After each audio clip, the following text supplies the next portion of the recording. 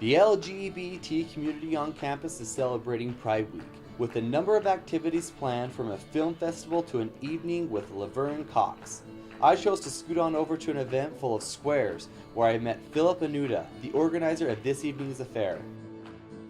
Well, we were brainstorming events back in January of stuff we could do for Pride Week, and I'm a musician. I play Appalachian style fiddle, banjo music.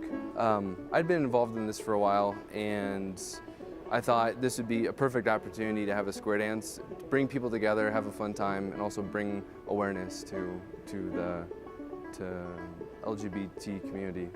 Philip stressed that square dance as a sport is for everyone, and that it's a guarantee to have a good time. That's the fun part about it, is you don't have to know anything. You have to have no prior knowledge to the dance at all. We have a string band that's playing on stage. There'll be 4 musicians: banjo, fiddle, guitar, stand-up bass, and we'll have a square dance caller. And the caller walks you through the dance before the music actually starts. This event brought out some of Salt Lake City's finest.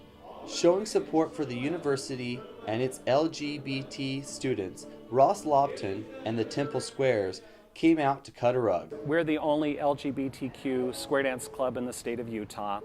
And when we heard that the University of Utah was hosting a Pride event and they were having square dancing tonight, we decided to come down and actually take part and support that.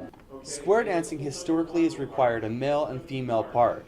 But today, thanks to clubs like Temple Squares, gender roles don't get in the way of everyone having fun. We've got 4 couples, boys and girls and boys, it doesn't matter. For me as the caller of a gay club, it doesn't matter if you're a girl in the boy's position, boy in the girl's position, it's all good. And it's just something that you do for fun. And for me, I've been doing it for 30 plus years and have met some of the best people of my, and that have been friends for life. The idea of bending gender roles is what brought Alex Disler to this evening's dance. She's a student here at the university and thinks it's important to show support for all people. So I was interested in coming to this because it sounded like a lot of fun. And my friends Adam and Jessica were coming.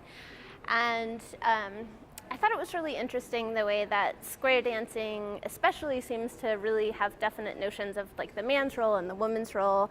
And the idea here with Pride Week seemed to be to kind of undermine that or redefine those roles in an interesting way.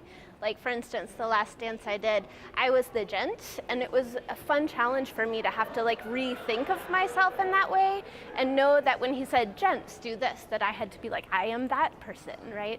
So it was really fun and awesome. Adam Atkins has a special affection for this type of event. He's a queer studies major and has experience at a few different universities. He thinks Pride Week at the U is one of the best. I think that at a lot of places, people think of Pride as just like the week where a lot of gay stuff happens. But there are always some conversations going on in the world about, quote unquote gay stuff. The conversation around marriage equality is a huge conversation that's always around, but people don't really realize that that's very often like a straight conversation or a cis conversation or a white conversation about gay things. And what Pride has the potential to do, it's not always realized, but I think the U realizes it, is to offer a conversation that's about people of color who are gay or queer or trans people at all, and get a much richer conversation going. That richer conversation is exactly Philip's goal. It's really just about having fun, getting people together, knowing it's for a good cause. It's for, we're bringing awareness to the gay and lesbian community, transgender community at the University of Utah.